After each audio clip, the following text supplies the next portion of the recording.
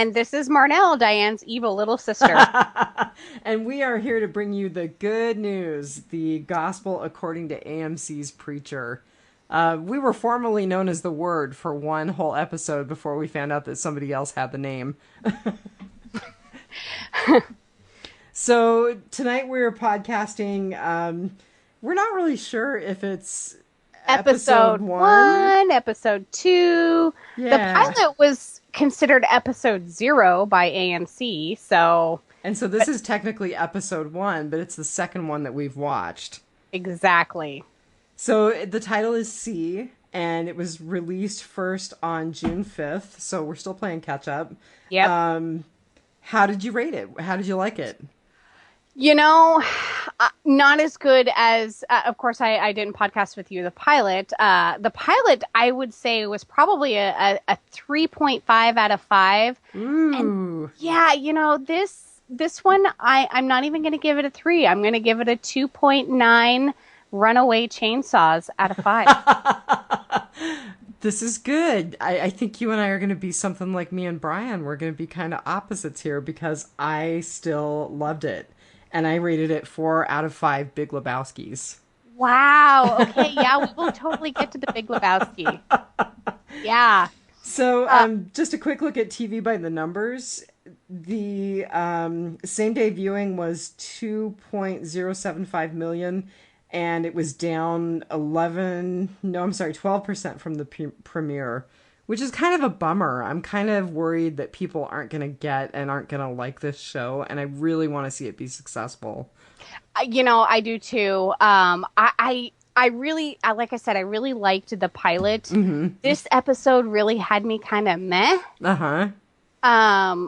Do we know what it was up against? Was it up against anything big? I think it might have still been up against Game of Thrones. I don't remember when the Game of Thrones finale was, but I think it was still up against that. For the time we're podcasting now, I think it was week before last, so not last. Yeah. Before, so I think it was episode like 4 or 5. And so today is July 13th, so yeah, it was still up against Game of Thrones then. Yeah, and of course the closer you get to the second to the last episode of Game of Thrones, because it's always the second to the last episode, everyone die. Spoiler alert. So yeah, people were really ramping up for the end of Game of Thrones. So, you know, this could go back up, but for me, this episode was really meh. And because we are recording at a later date, I have seen further episodes and I liked them better. So maybe we will see an uptick, especially since it's not up against Game of Thrones. That's good. So I have to say, I still haven't watched like the latest 2 because I'm working on trying to catch up in podcast world. So I'm kind of holding off. Yeah. And this really does take some pretty intent watching when you get ready to podcast it. It really does. And I really, really hope you are ready for my detailed observations. I think it's going to be great. I'm going out there. I'm going. So just looking real quick at the author. So the author was Sam Catlin by himself. He wrote the pilot with Evan Goldberg and Seth Rogen. And I found out tonight, thanks to you, because I looked at that article that you on Vulture. Gave me the link Vulture.com is doing a thing about every episode, but they also did that the story I sent you about how Seth Rogen was able to get Preacher on the air after his whole Green Hornet debacle. And I did post it on our website. I just mentioned to people that it was really spoilery, so they should really just read at their own risk. Very. And I didn't know that it was going to be that spoilery until I was half, like third paragraph in. I'm like, oh, so that's how it ends. But it'll be interesting to see if they stick with the source material or not. Exactly. And I am not one of those who is above reading the last chapter of the book when I'm on chapter 2. Oh, you are so bad. That is so not me. I am. I will totally, if I hear something like a little thing about Walking Dead, I will totally go to the comic book Wikipedia page and look at it. But again, we're adapting it for TV. And so especially come to find out with Preacher, they're really going to have to water the source material down to get some of this on the air because, wow. So I just have to tell you regarding the looking at the end of the book, that is so totally not the half of genetics that we share. Yes, yes. And I don't do it with everything. Like, I have friends that live in different time zones, and I stay off Facebook when it's Game of Thrones Day because Do you they do that will. for The Walking Dead too? Yes, I do. That I is do another too. one. Yeah. There are certain things that I will choose to look up specifically, but don't just give me a random spoiler about who Negan kills, you know? Right. Yeah. So back to Preacher. Yeah. So Sam Catlin, I didn't realize this until I read that article that you shared with me. Mm-hmm. He actually was a writer and a director writer and producer for Breaking Bad. Yeah. So that really explains kind of his role and how he helped to bring Preacher to life. Yes. I mean, he certainly has a fair amount of pull with AMC, I would AMC. imagine. Yep. And he and Seth Rogen work on a lot of projects together. They go way back. Oh, that I didn't know. I know that he did with or that Seth Rogen and Evan Goldberg do, but I didn't realize they had a history with Sam Catlin as well. Yeah. So the directors were Evan Goldberg and Seth Rogen. I was glad to see them stick through this episode. I don't know what the credits are for future episodes. That'll just be something I come across as we prep. Exactly. And, I was looking at that and I was looking at the names and I had listened to last week's podcast and I think we're going to see the same names over and over. I don't think this is going to be like The Walking Dead where they have a few different ones peppered in here and there, at least for season 1 for Preacher. I think we're going to be seeing like the same 4 names over and over. I would be good with that because like I told Todd last week, I really feel like Seth Rogen did not crash land. He landed this plane perfectly. He really did. And like I said, I wasn't looking for spoilers. I have not read the books. So I was a completely blank slate. And when I stumbled across this article, I was like, oh, because it was like episode 4 or 5, where I was like, hey, look, there's a credit for Seth Rogen. And my boyfriend's like, yeah. That is funny. Yeah, I did a little research and I was like, oh, okay, it is the Seth Rogen. And I want to say, because I didn't get a chance to say this last week, I'm going to be embarrassed, I know it, but Zack and Miri Make a Porno is one of my all-time favorite movies. I'm sorry. I just love that movie. I love that movie. I love, what's his name? The, Jason Mewes. No. God, the guy who does the porn that they meet up with at the, he plays in, Accepted and, not a good day to Die Hard. Oh man, if anybody out there is actually listening to us, let us know who that is. You can go on our Facebook page because I don't know who that is. I'm going to have to go back and watch it again. Darn. He plays the funny gay character. Oh, right on. Yeah, the boyfriend to the girl to the guy that she's crushing on. Oh, that's funny. Now you're going to make me look it up. So while you're looking it up, the title of this episode was C. Yes. The only thing that I could... As in, I see you. Right. Right. And so the only thing that I could think of was that Jesse is starting to see the potential in having the word. Well, that and the very, very end when he commands her to open her eyes. But we'll get to that. Oh, good catch. Yeah. Good one. Yep. But I really do think he's starting to see the potential in this power that was bestowed upon him. Well, and the next episode is the possibilities. So I'm wondering if they're doing one of those Walking Dead things. Remember with, I guess it was the end of, I don't know if it was the end of season 4 or season 5, where they used all of those words that came together in a phrase that Dale had spoken. Right. And, that is one thing I said I was very, very observant. I rewatched episode 1 and 2, or 0 and 1, without surfing Facebook, which is very difficult for me. Yeah, I'm a Gen Y on the cusp of a millennial, so I kind of have a tendency to do about 3 things at once while I'm watching a show. Can't do that with this. Right. So I was the only thing that I still had to surf stuff on my phone because I was looking stuff up for the show and writing stuff down. So I still was doing two things at once, but they were for the show and I was being observant. So nothing happens by accident. I mean, when you can control the surroundings like they do on the set with Walking Dead and Preacher, I really don't think things are there by accident. And I have a few callbacks to that. Oh, very cool. Yeah. And I gave you a little bit of a hint of one today. Well, and so let's go to that. First of all, do you have the name of that guy? No, not yet. So I chose Joseph Gilgun to be our featured cast member, and he's the guy who plays Cassidy. So you love Tulip. I love Cassidy. Well, and Cassidy is Todd's love. So I Who really doesn't love an Irish vampire? I totally do. I just love Tulip more. Yeah, I know. Tulip is the girl that we all want to be. Exactly. Yep. Exactly. Yep.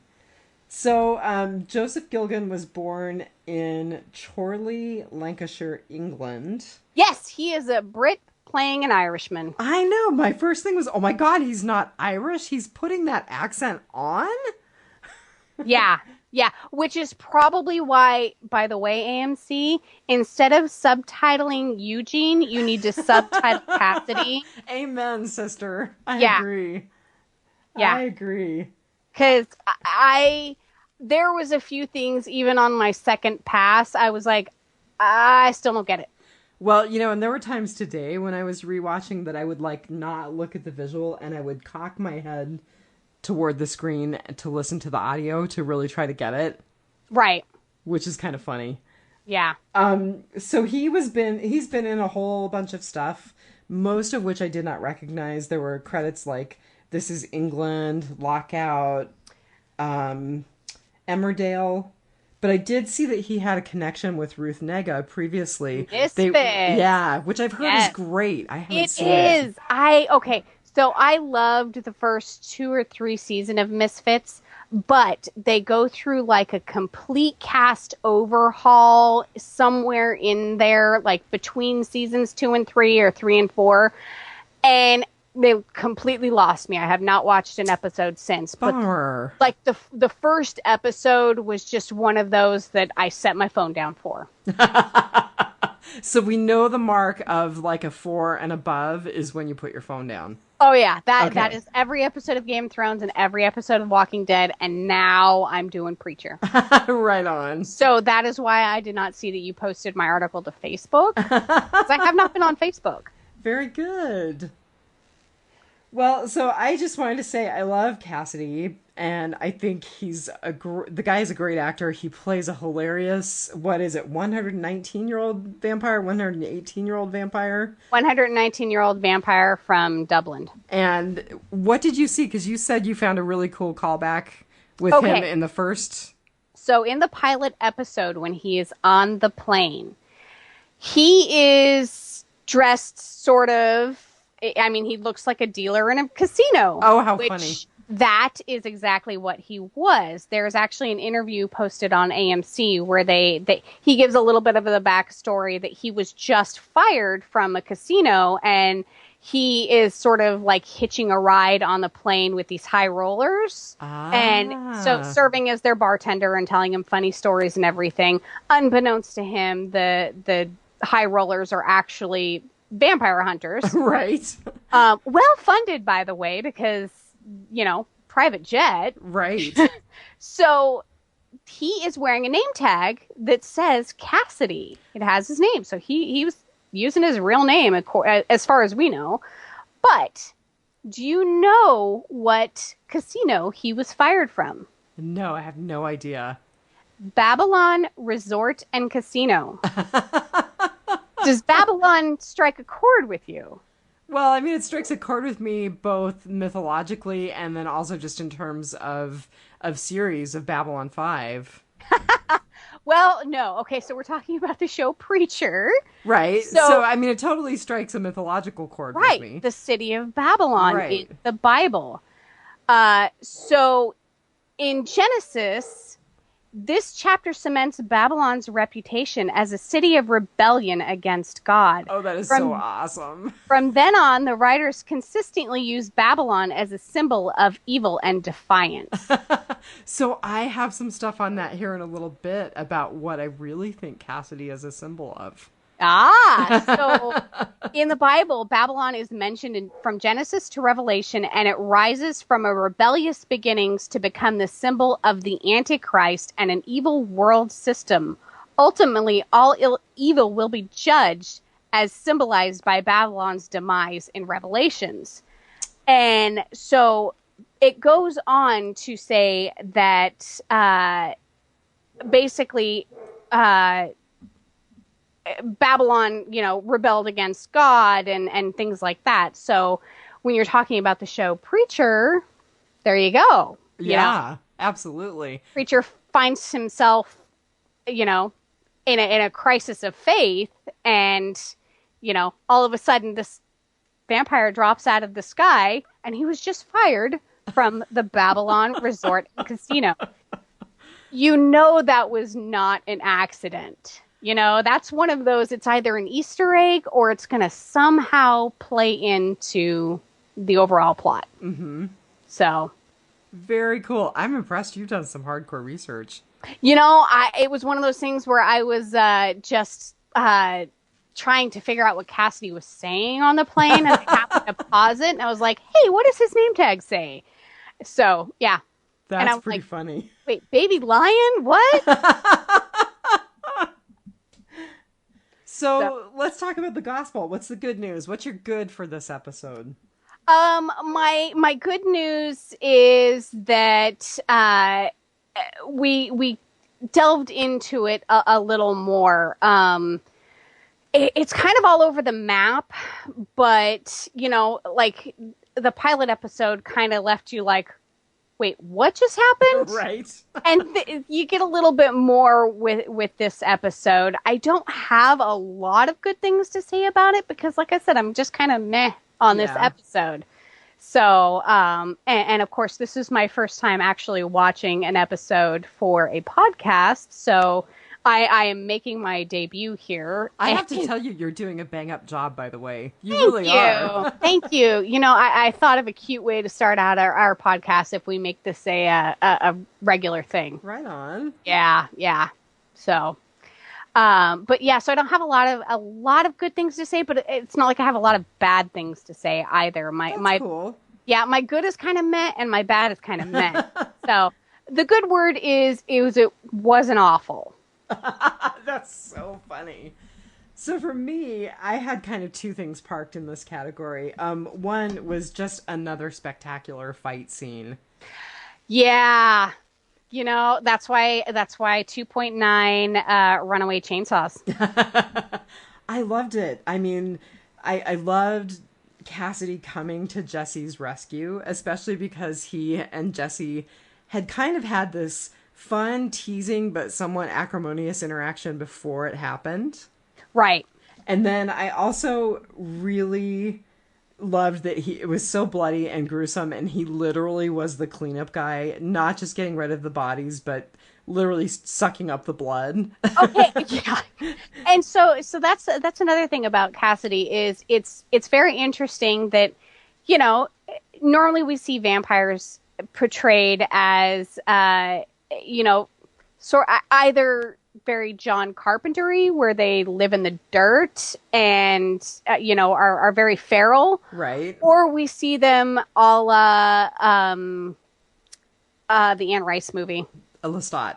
Yeah, we see them very regal and pompous and rich and there are plenty of examples of that. And they're drinking blood out of goblets, not sucking it off of a church floor. Right. And he's sort of somewhere in the middle. Cassidy. Yeah, you're right. Yeah, he's got the personality of a teenage boy's id. But he also, he's not just that. He's got a heart. He cleaned up after himself.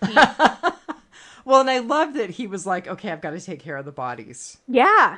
Yeah. Well, and I don't know if you picked up on this, but he thought that they were there to kill him. Right. Yo, he totally I'm the one thought you they were want. vampire hunters. Yeah, Yes. yeah. Yeah. So, And I think it also leaves us with more questions, and these may be answers that you have because you've watched further than I have, about who these Watchers are. Because he dismembered these guys. right. And all of a sudden they show up being interviewed by Sheriff Root. Right. Right. His with his 5-gallon hat and his 10 Right. Exactly. I'm so glad that you caught that, because I was like, he looks really funny because his hat is just too small for his head. I actually didn't catch it until somebody on the Facebook page said something. It. Yeah. And okay, when I went back, I was like, that's what's wrong with him. Yeah, that he's totally out of proportion. Although when he was in the opening scene with Eugene, with Arseface, he was wearing a much more normal size hat for his head. So yeah, his uniform hat is very, very tiny. Yeah. And it's got the little state trooper strap in the back. Yes, it so does. it is very obviously his uniform hat. So we can't really blame him. Maybe they have budget restrictions in Anvil. There you go. I bet they do. Yeah, yeah. So my other thing that was in my good kind of goes back to what we were saying about Cassidy and what his role is. And I was watching him in this episode, and I was watching Tulip in this episode, and Cassidy's actually the good guy. He really is, and that's another thing where he's very unexpected because, like I said, he's got the personality of a teenage boy's id, and he's a 119-year-old vampire. He shouldn't be the good guy, but right. Him and Jesse just have a connection, that and Cassidy even says in his interview with AMC that he sort of sees a little bit of himself in Jesse. I can see that. They've both hurt people, and so they're kind of on the same level, and it's interesting. I'm the episode. I mean, all of the episodes are so full of what is going on that I'm like, should I read the comic books?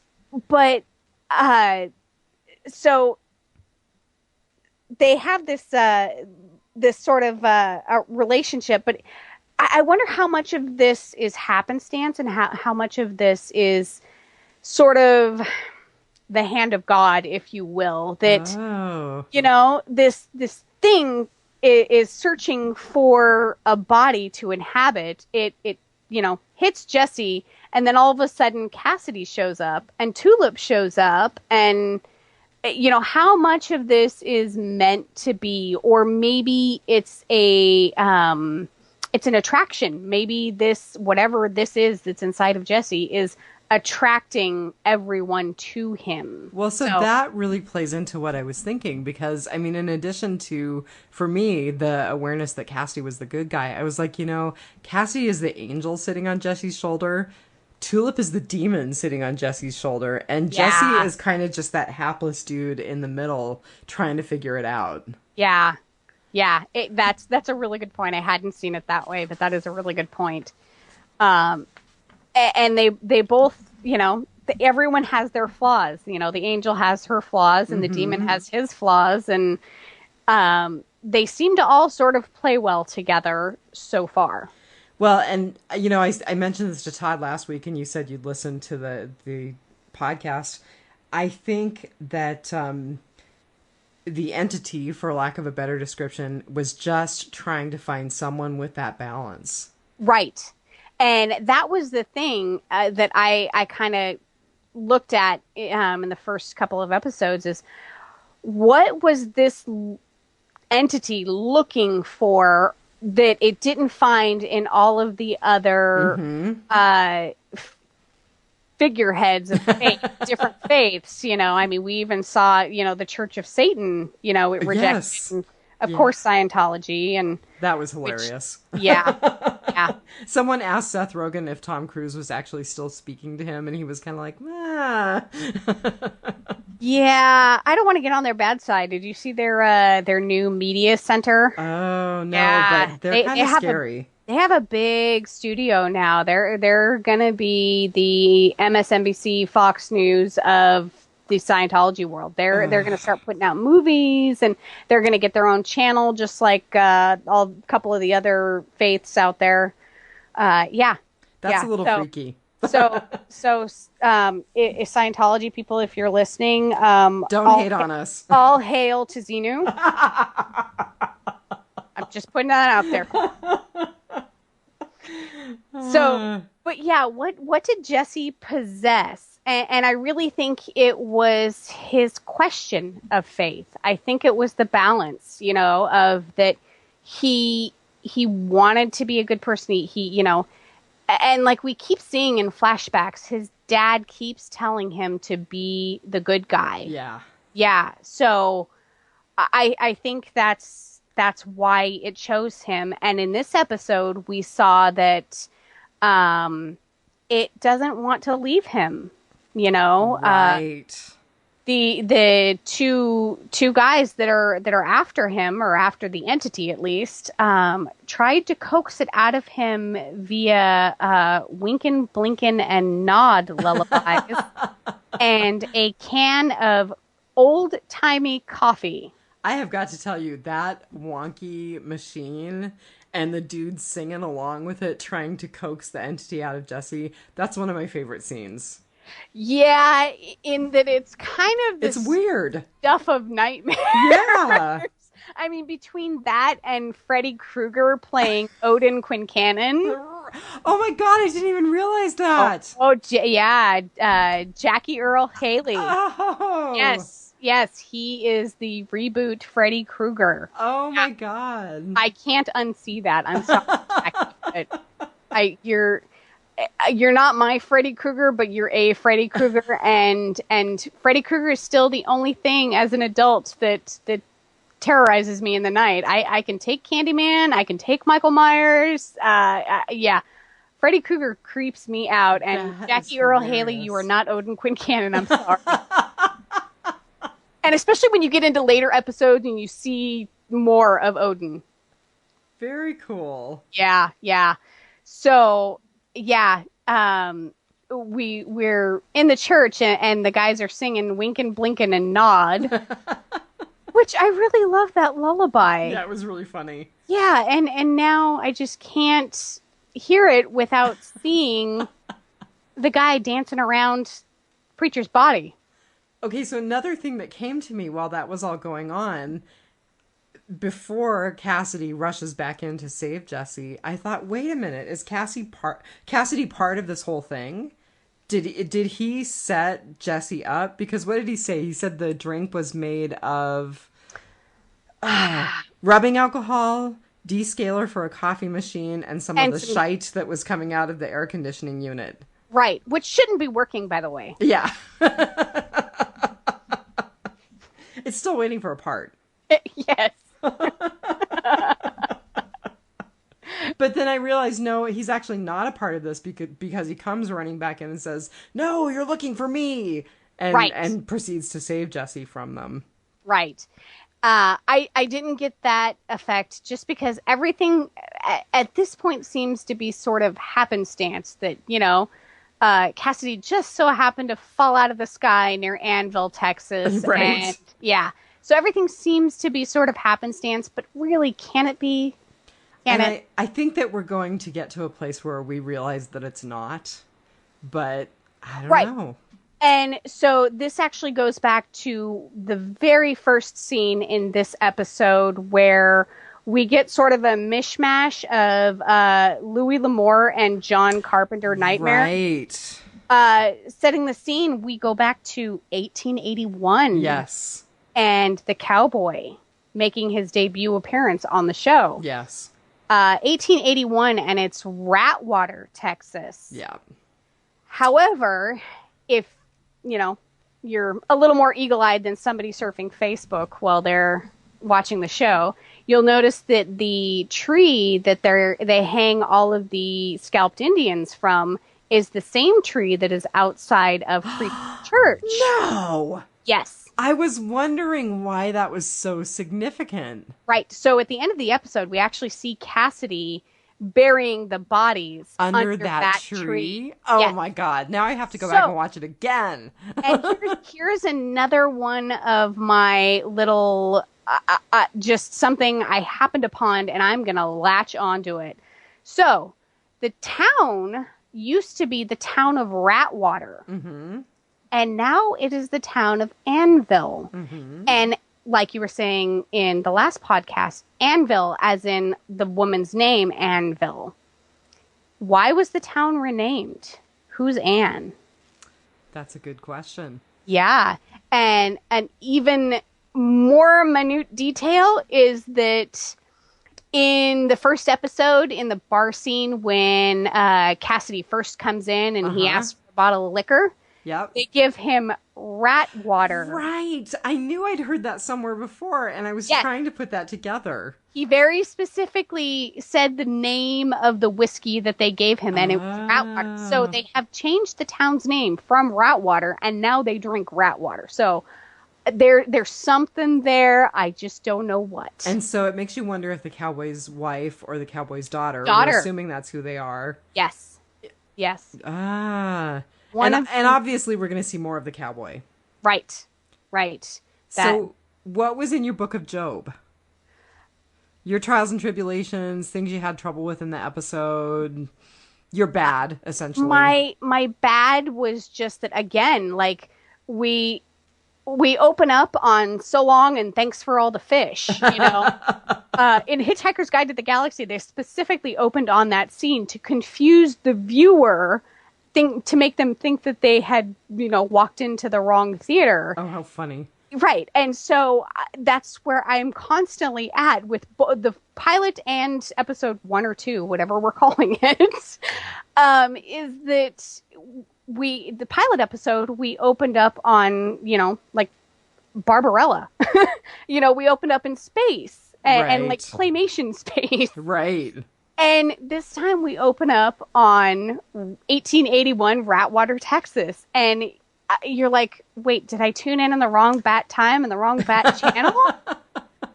It's just, everything is all over the map. There are so many storylines that they're, I'm assuming, eventually going to bring together.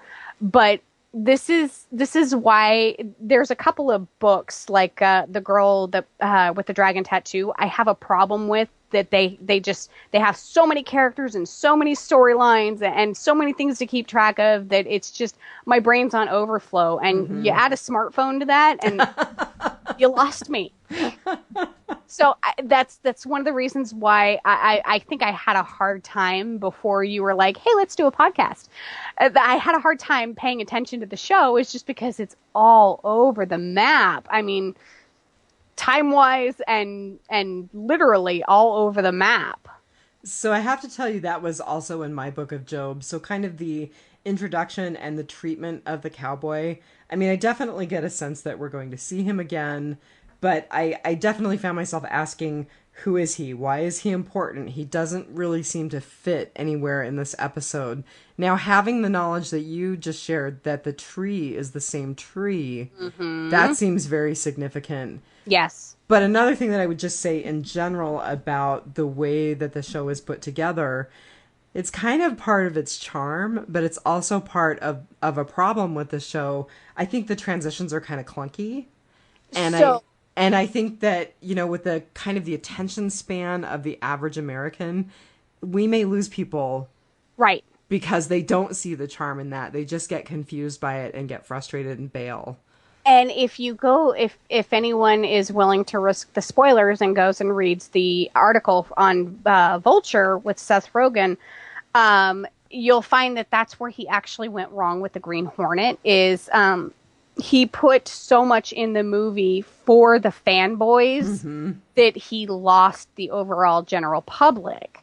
And so, you know, I'm not saying that I want him to pare this back at all. But they need to start tying some storylines in with each other. That's what I was just going to say. They need to intertwine it a little more quickly so people understand why all of these parts and pieces are there. Right. Right. Yeah. And I don't know how they're quite going to do that, because reading, again, the article, the source material literally goes all over the map. And they said that that's probably not something they're going to be able to do for a while With because budget. with Yeah. budget. Right. So they're gonna stay in Ratwater, aka Anvil. So we'll see where that takes us. And like I said, I'm a completely blank slate, so I don't know how any of this ties in. I'm sure Todd would have a little bit of a different view, having read the books, decades ago. Well, and he was saying that he only read like the first 12, and I am yeah, so we're all kind of, I don't know if Brian is bringing a clean slate to it, but you and me and Todd were all kind of coming to it with a clean slate. I'm reading the first volume, the first collected volume. I'm kind of savoring it. I really don't want it to spoil the show for me. I think it's going to be like a lot of things on TV with source material where they're going to follow closely in the beginning, and then just because of the dynamics with television and budget restraints and things like that, they're gonna have to skew slightly, especially with what I've read about the source material for this. It's gonna really have to be watered down in order to make it to TV. I think they're gonna. So far though, they've done a really great job, and I think they've gotten some interesting angles. I mean, I mentioned it last time. Of course, I'm going to bring it up again because I'm obsessed about Tulip. I really like that they made the choice to make her a black woman in Texas. And Seth Rogen even says it in that interview, that was one layer of complication that they wanted to add. Well, and like I said, I loved her in Misfits, and I loved her in Marvel's Agents of S.H.I.E.L.D. She's a really good actress beyond this, and I really think that she nailed this, and they nailed the casting on this, because they did. At this point, really, can you see anyone else in this role? No, absolutely not. Right. And just for the listeners, I have to tell you that one of the reasons why Diane loves Tulip so much is because Diane owned that black leather fringe jacket. I did at one point in time. Did. Oh my God, that's so funny. I hadn't thought of that in years. Totally did. So, yeah, stylistically, Diane is Tulip. But Tulip is deep in my heart, man. Yep. She's been there all along, and you just didn't know it. Like you said, the girl that we all want to be. Exactly. Tulip is the entity in Diane. Oh, I like that. I'm going to keep that. Yeah.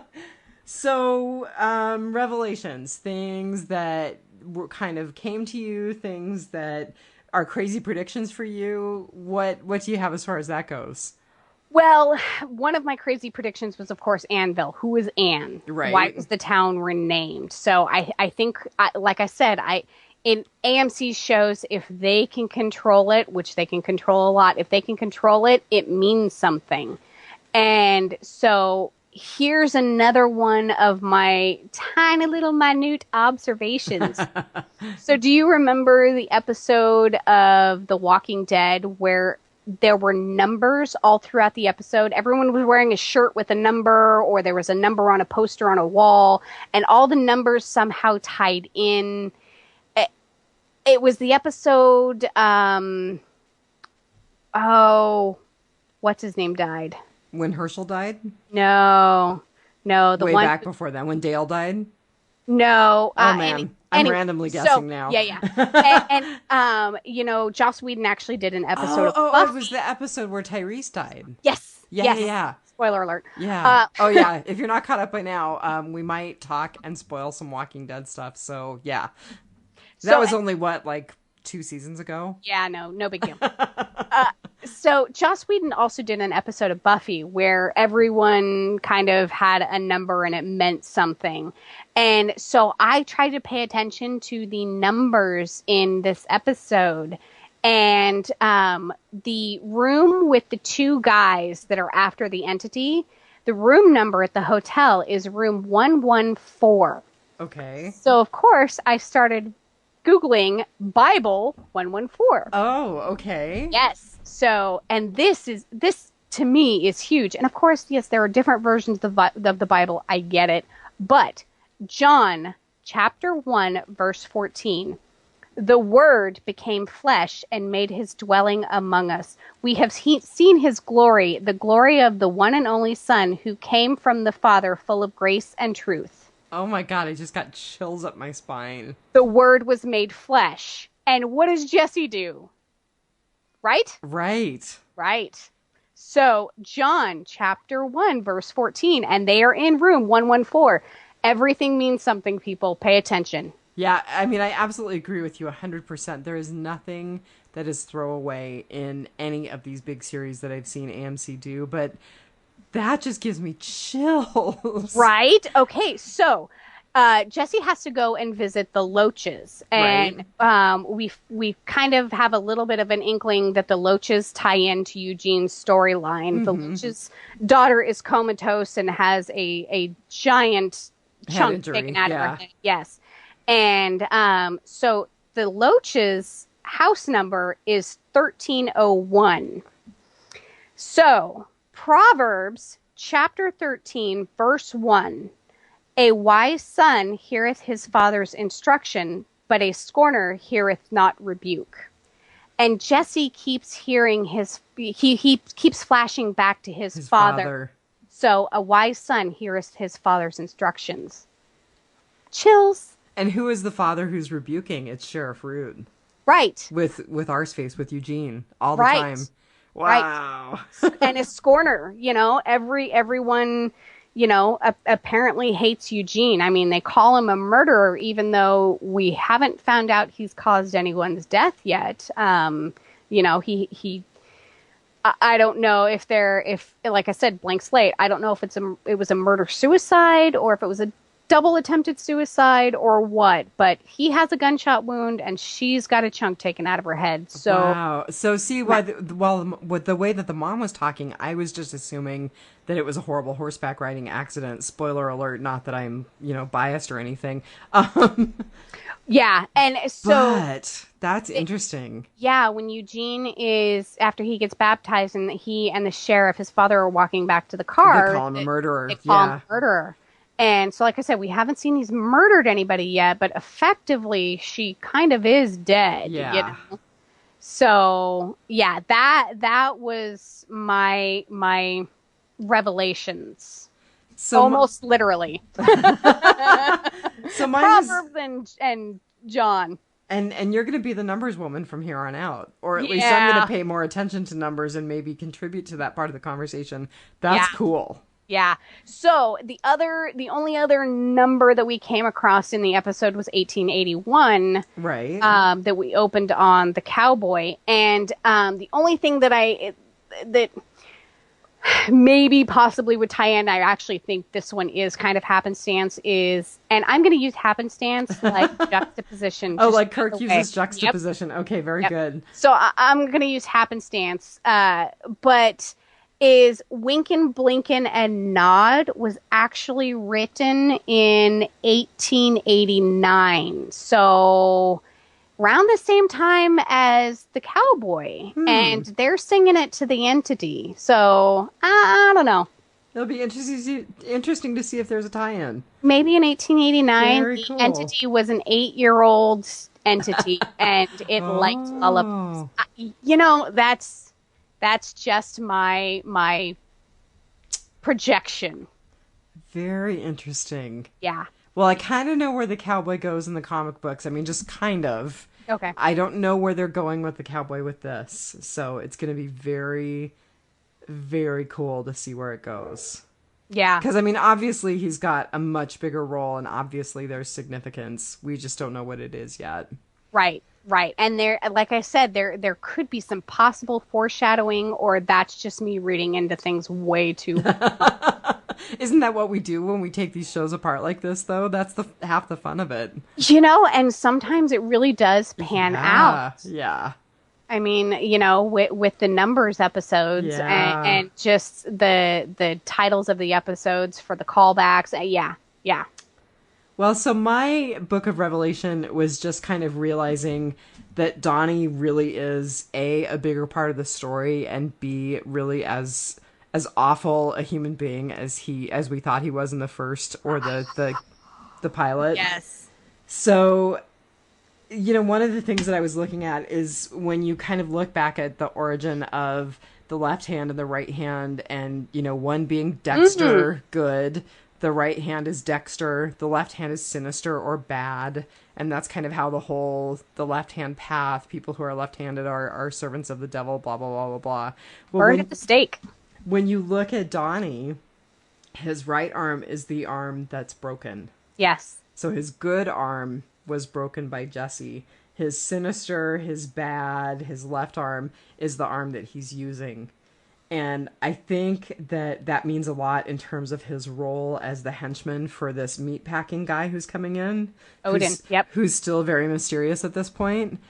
And I think it also just tells us more about Donnie as a person. I don't think that his relationship with his wife is an isolated thing. I think that he is truly someone who is horrible and who enjoys hurting people. Absolutely. So I do remember you guys talking about this in the first podcast, and you do kind of get the inkling that maybe she has read 50 Shades of Grey one too many times.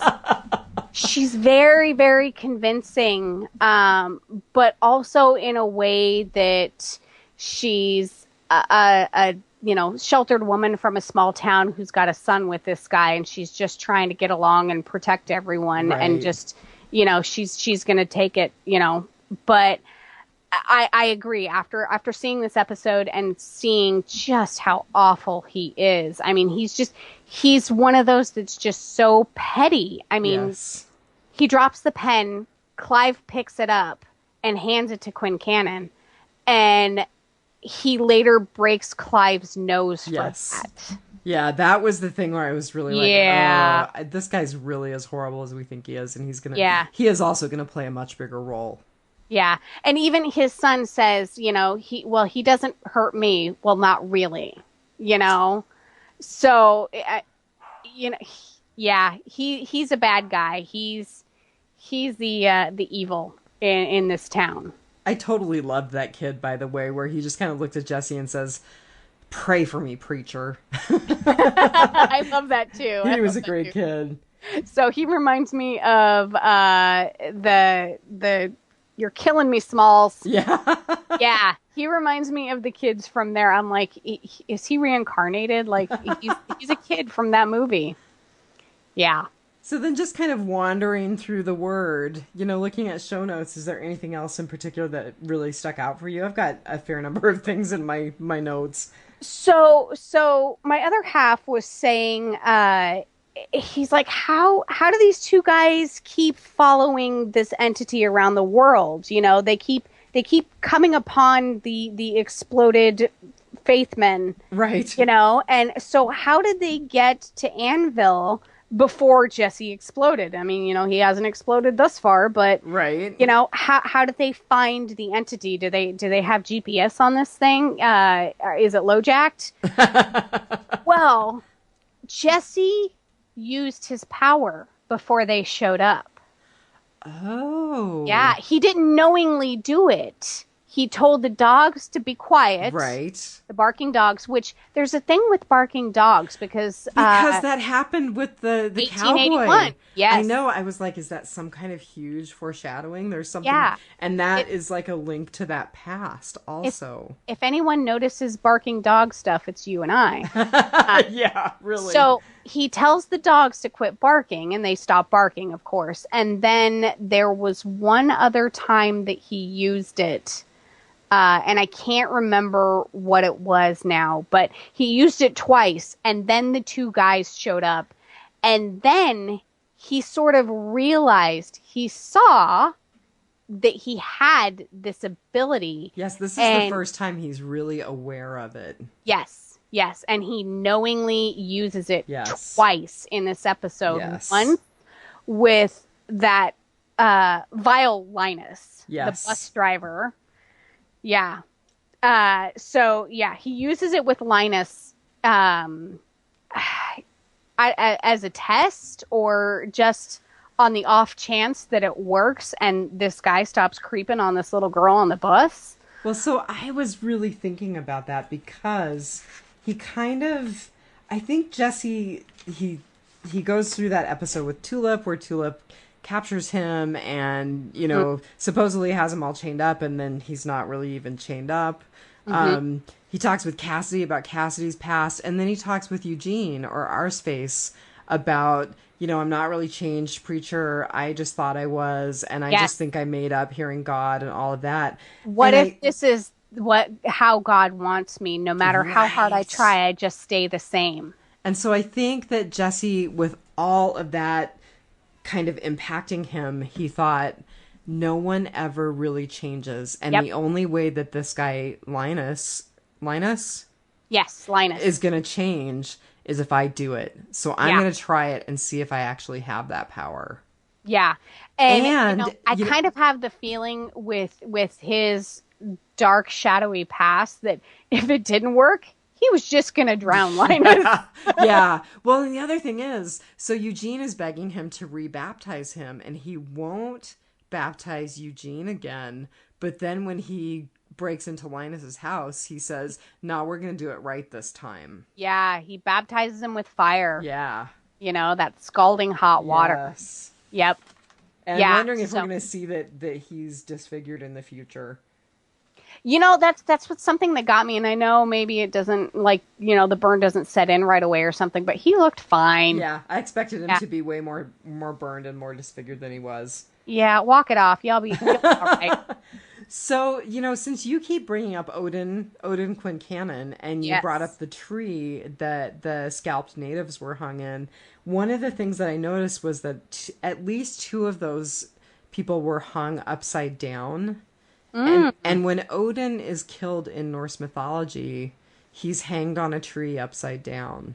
Oh, and that's so interesting. That kind of makes me wonder if there's a tie-in between the cowboy and the meatpacking plant and Odin Quincannon. Yeah, because Odin Meat and Power meatpacking plant, they hang cows upside down when they slaughter them like that. So, yeah. So that was kind of interesting. Yeah. What else? So the second time that Jesse uses his power, we see it at the very end when he goes back to the Loach's house and he asks Mrs. Loach, who's a total cranky, You can say it. a cranky witch. By the way, don't feed your dogs casseroles. You don't dogs no doubt, man. That's awful. Especially if there are onions in them, you could hurt your dogs. Exactly. Don't do it. Yeah. So anyway, he goes back to the Loaches to he tells Mrs. Loach that he wants to pray with what is her name? Tracy. Yes. He wants to pray with Tracy, and so he commands her to open her eyes. Yeah. And the feed cuts off, and so we don't actually see her open her eyes, but it is said in the way that the entity, commands it, and so with the word.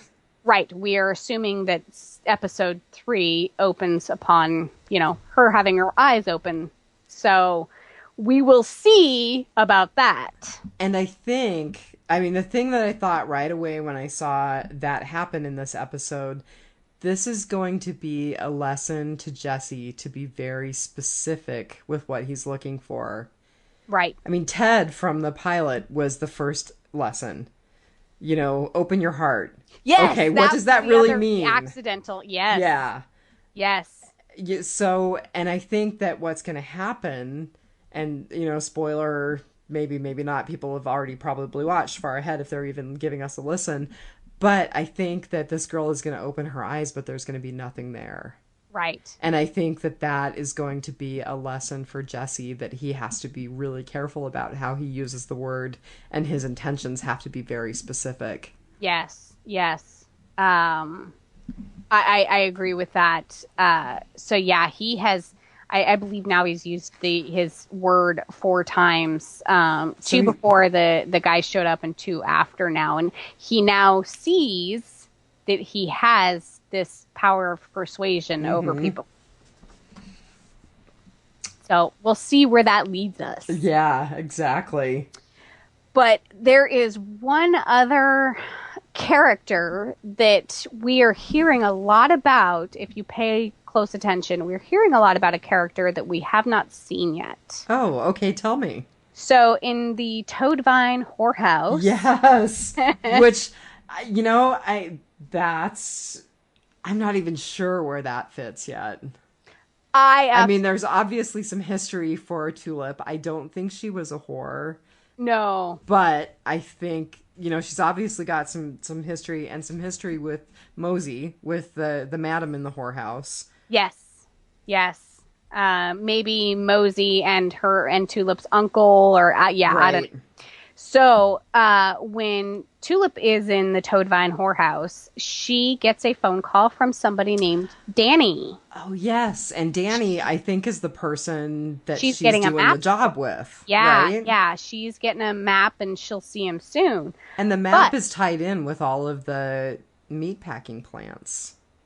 I did not catch that. It appears to be. It really sounds like the way that they describe it, it's tied in with all those meatpacking plants. Well, when she was painting her nails over it during, they showed his sermon when they showed like a little brief update with everyone when he was going through the sermon. In the pilot. Right. She was sitting on a bed with it splayed out in front of her painting her nails, and I couldn't catch what it was, but it was they called it a map, but it looked like a blueprint. It was blue with the white lines, So, yeah, that's definitely going somewhere. And when she kidnapped Jesse and kept him in the room, she tells him, "I know what you did to Danny's kin."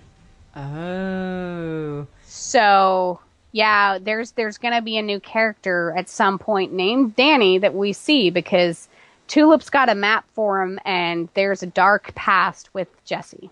Which, by the way, how adorable is she just popping up in that weird little mask? Oh, I loved it. I'm like, that is a very well-equipped whorehouse. Yeah, no kidding. Well, it is what it is, right? Yep. Who'd have thunk in Annville, Texas. Well, so I just kind of want to wrap my stuff up by saying, I disagree with Cassidy completely. The Big Lebowski is not a shite film. It's one of my favorites. And so what's funny about that is it is the very last question in his interview with AMC, in that he actually likes The Big Lebowski. Of course he does. The first time Sam Caitlin wrote that, I was furious because I adore The Big Lebowski. Yes. I love the dude, and I'd do anything to be him. The story is fantastic, and one we both love, the Coen brothers. He knows that I love The Big Lebowski, and he tried to wind me up when he wrote that line. Well, you can be the dude, and I'll be Tulip O'Hare. I think I would rather be Cassidy. I mean, not really into drinking blood, but being young for at least 119 years wouldn't be so bad. I think I would do a little more with it than Cassidy's done, but I don't know, 119 years of people, and I might be driven mad too. Well, but that it's funny that I just want to mention I had written this down. It was funny that they had mentioned the Big Lebowski and the Coen brothers, because I looked at this show and I was like, okay, this seriously looks like it was directed by the Coen brothers. It does. It has that feel. No Country for Old Men, Fargo, The Big Lebowski. I grew up wanting to be like a CSI tech before it was cool. And now I think I want to be like a set dresser or set design for the Coen brothers. I want to go to garage sales and find tube TVs and lava lamps and Harvest Gold appliances. That's awesome. Yeah. So that's my late in life dream, is to be the set designer for the Coen brothers. Well, so I guess, are we good? I think that we are good. I think I have covered all of my weird little nuances that I came across. Well, my God, welcome to your podcast debut. You were amazing. Thank you. I put a lot of work into this. I can't promise anything in the future. As far as this amount of detail, I was very, very nervous because I know that speaking of Freddy Krueger, I know that I have a voice on tape like Freddy Krueger swallowed helium. You do not. So I think I will listen to myself the first podcast, but I can't guarantee if I will listen to myself again. But I don't have a problem hosting with you. I knew that, you know, being your evil little sister, we would have quite a bit of character and banter. I think this will be good. I think it'll be a good combination. I think that we might just invite the boys in every now and then for a different perspective. Yeah, absolutely. Absolutely. And you know, we can do a menage, or you know, there you go. Yeah, there we go. Or quad even. Yeah. So I do want to say, just to anybody who might be listening, we do have a Facebook page. You can like the good news, the gospel according to AMC's Preacher. Please like us and rate us on iTunes. Get us out there. Share us with your friends.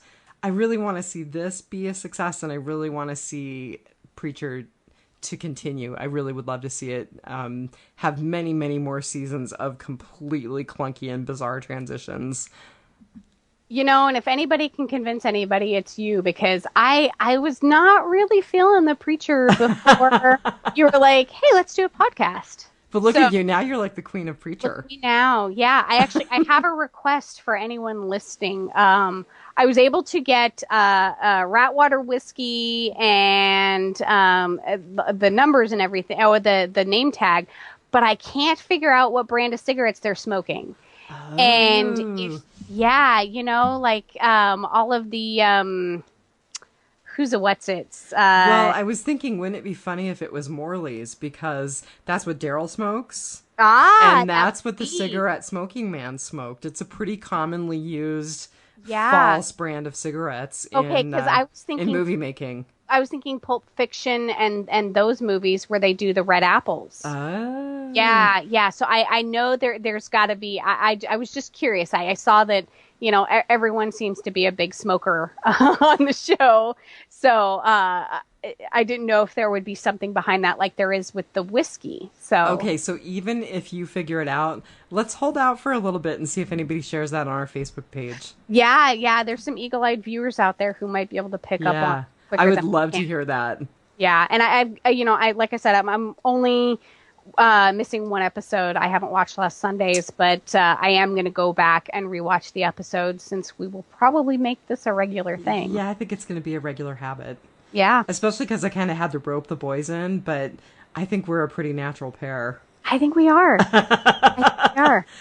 So I do want to say, as we're wrapping up, I love the song that I found to be our intro and outro. It's by a group called the Meat Purveyors. And it's called appropriate. And it's called The Hangman. Oh, very appropriate. The version on iTunes is not quite as good as the version for Creative Commons. So people find their music. I'm really liking them a lot. Excellent. I will have to give it a listen after we hang up from this. All right. On that note, have a good week. You know, before, Justin Long. That's who I was thinking of. Oh! From Zack and Miri Make a Porno. Now you got to tell me who he is again. So he's the gay guys. He's the gay guy that kind of gets them thinking about the pornos at the reunion. Yeah, so I'm totally hanging up and watching Zack and Miri Make a Porno. Oh yeah, he's such a character. It's great. So that's where we're gonna end it. That's hilarious. All right, We'll talk soon. Okay. Good night. Good night. I left his body